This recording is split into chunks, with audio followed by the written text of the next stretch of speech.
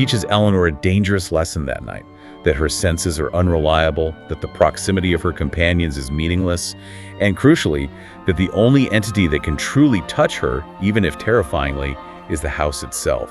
That single event seals her fate. It erodes her trust in external shared reality and pushes her further towards self-reliance, which, in Hill House, means house reliance. It sets the precedent for everything to come.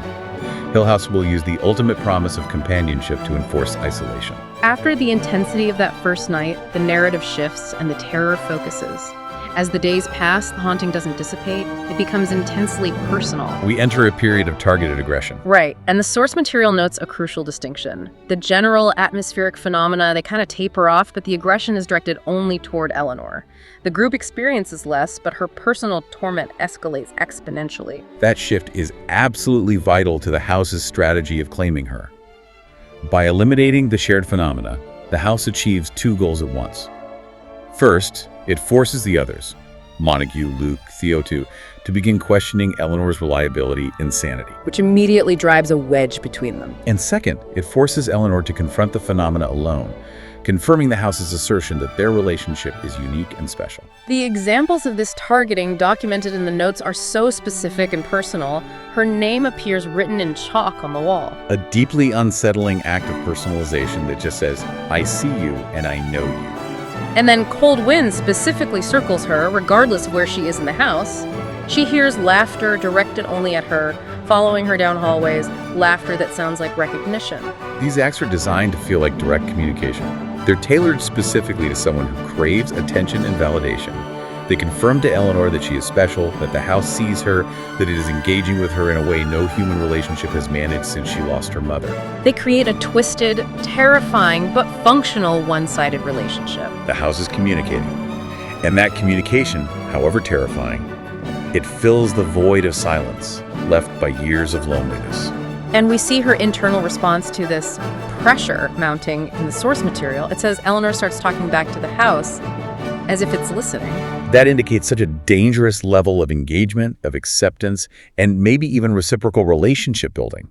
She's moving past being a victim and starting to become a willing participant in the house's drama. This is the moment she starts to engage with the house as a sentient entity, capable of understanding her needs, not just a random phenomenon. It confirms that she is accepting the house's premise, that it is a conscious being, and that she is its focus. And Dr. Montague, the academic who is still trying to impose clinical distance, he finally provides the critical diagnosis, the core theme extracted from all our sources. Hill House isolates. It chooses the weakest. That phrase is brutal. It's almost surgical in its clinical confirmation that her pre-existing vulnerability is exactly what the house was looking for. So we really have to dedicate some time to this central question from the source material. Why does the house target the isolated and vulnerable? Why not the powerful skeptic or the academic who actively sought it out? The answer lies in simple, powerful leverage. The isolated and vulnerable require the least amount of effort to break because they already possess these internal voids, a lack of self-worth, a craving for belonging, and emotional dependency on something outside themselves. The house doesn't need to create fear from scratch. Not at all. It merely needs to redirect the pre-existing yearning for love or acceptance into a desire for permanence within its walls. It's a parasitic relationship feeding on the host's existing malnutrition. So it substitutes itself for the companionship, the purpose, and the identity that Eleanor is desperately missing in her external life. Exactly. It offers a permanent, overwhelming presence that she interprets initially as a form of acceptance and later as a form of home. Loneliness is the precondition for possession. If Eleanor had arrived with a stable, fulfilling life, the terror would remain external. It would be a threat to her existing reality.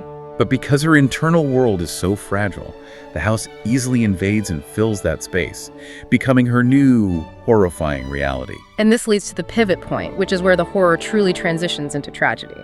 Despite the clear escalation of danger and the overwhelming evidence of madness, Eleanor insists she is fine. And the source states the terrifying reality. The house is slowly becoming her home. That transformation of perception is the ultimate measure of the house's success. Home is a concept built on safety, belonging, identity. So when Eleanor begins viewing Hill House, a place of chaos, wrong angles, and psychic violence, as home, it means her fundamental identity has successfully merged with the house's narrative.